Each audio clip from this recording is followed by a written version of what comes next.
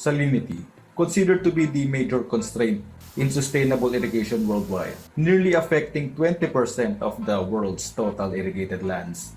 But the question is how? How does salinity affect our plants?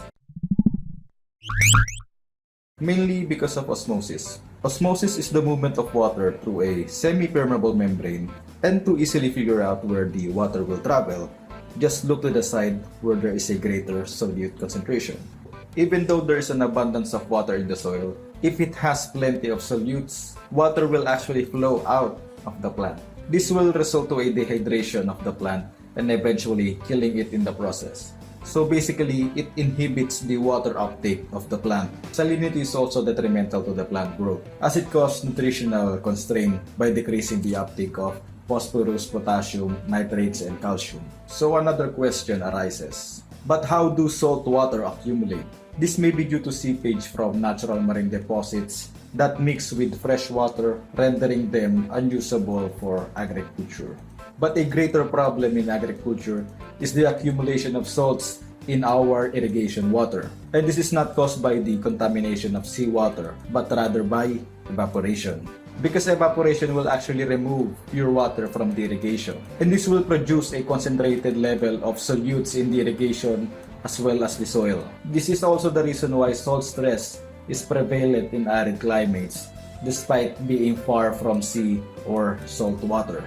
There are two types of salt accumulation that greatly impairs soil structure, which is salinity and sodicity. Sodicity refers to the high concentrations of sodium, while salinity refers to the high concentrations of total salts, which includes calcium, magnesium, sulfate, and salt. In sodicity, high concentrations of sodium does not only injure the plants, but it also degrades soil structure. It lowers porosity and water permeability. And oftentimes, a sodic soil can be so hard and impermeable that in order to dig through it, you have to use a dynamite.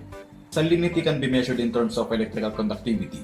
The higher the salt concentration, the higher its electrical conductivity. This is why pure water is considered to be a poor conductor of electricity compared to salt water. And here is the table of the properties of seawater and a good quality irrigation water.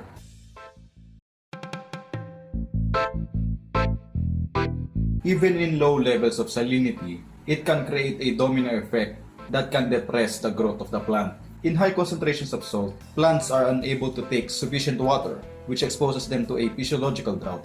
The plant will respond by conserving its water, closing its stomata in the process. The closing of stomata will then restrict the access of carbon dioxide in the leaf and will then reduce the amount of photosynthetic activity in the plant. And that's not all. High concentrations of sodium and chloride in the chloroplast will cause an ionic imbalance and will disrupt the electron transport system, which is very sensitive to ion toxicity. Thus, carbon metabolism or phosphorylation will be greatly affected. Salinity also causes enzyme inactivation. Ions such as sodium and chloride penetrate into hydration shells and may interfere with their functions. And because enzymes are basically protein, ions will disrupt the electrostatic interaction between the amino acids that hold the tertiary structure together. And since you need proper folding of these enzymes to be functional, this will render the enzymes non-functional, and which decreases the overall enzymatic activity of the plant. An example of these enzymes are peroxidases and catalase,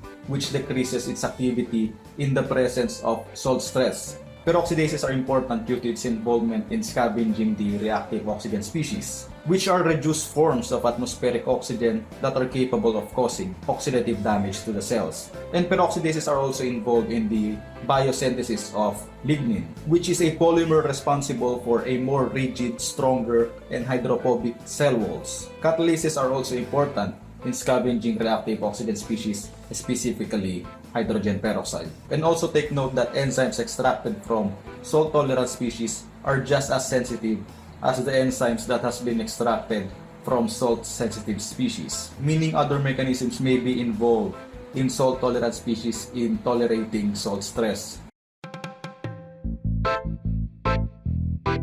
Plants minimize salt injury by excluding salt in the meristem, because meristems are sensitive in ionic toxicity, mainly due to its involvement in the formation of new plant structures. Meristems that are injured by salt stress showed a reduction of size, disordered meristem structure, and also a formation of autophagic vacuoles. These responses are the plant's way to decrease its cell water requirement, but it also decreases its overall growth. Halophytes typically grow into 100 to 500 millimolars of salt. Halophytes were classified in three major categories by the German botanist Breckel.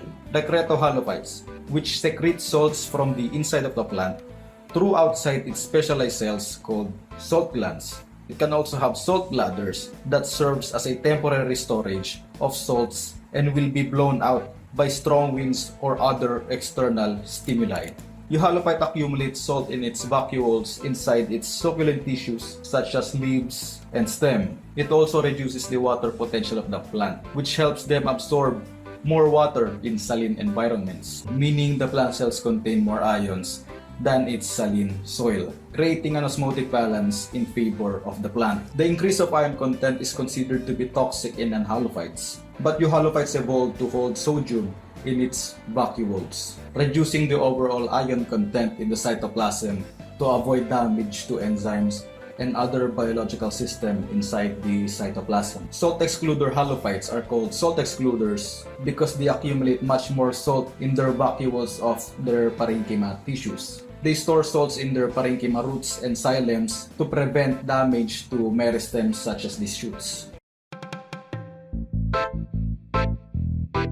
Mangroves grow in saline environments where there is an abundant supply of water. But even though there is an abundance of water, non-halophytes will still experience a physiological drought. And the salt water will actually pull the water out of the plant to maintain a osmotic homeostasis. And in mangroves, accumulations of salt in its vacuoles helps in lowering its water potential.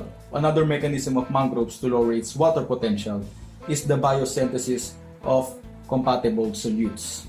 Compatible solutes are stored in the cytosol, but the problem is it is quite expensive in terms of carbon use, which uses about 10% of the total plant weight. The adjustment of carbon may be beneficial to the survival of wild and natural vegetations, but in agricultural crops, it may reduce growth, biomass, and total yield. Halophytes, being a salt-loving plant, actually have a growth optimum at moderate levels of salinity. This is caused by its ability to accumulate salt in its vacuoles and to promote water and nutrient uptake without damaging the biological systems in the cytoplasm. Here's a graph representing the growth of the different plant classifications based on salt tolerance. Thank you all, and I will be discussing next the membrane transport proteins that mediates salt stress in plant cells. Again, thank you. Don't forget to like and subscribe. Peace.